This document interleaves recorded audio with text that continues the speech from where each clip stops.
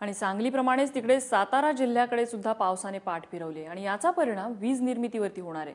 कोयना धरणाची परिस्थिती अतिशय चिंताजनक आहे।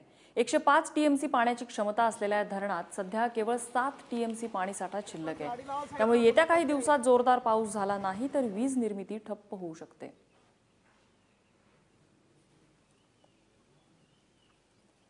आणि कोयनेच्या परिसरातला आढावा घेतलेला आहे आमचे प्रतिनिधी राहुल तपासे यांनी। संपूर्ण राज्यात मुसळधार पाऊस कोसळतोय, मात्र याला अपवाद म्हणावा लागेल तो सातारा जिल्हा।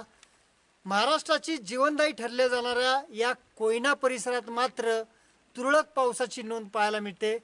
आपण आता सध्या उभ्या आहोत त्या कोयना धरणाच्या बाजूला। आपण पाहतोय काय परिस्थिती निर्माण झालेली आहे।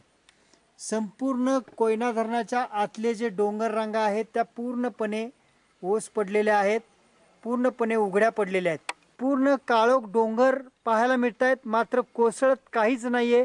हवामान खातं सांगतंय की 24 तासात मुसळधार पाऊस महाराष्ट्रात कोसळेल, मात्र अद्यापपर्यंत कोयनाच्या पाणलोट क्षेत्रात पाऊस झालेला नाही।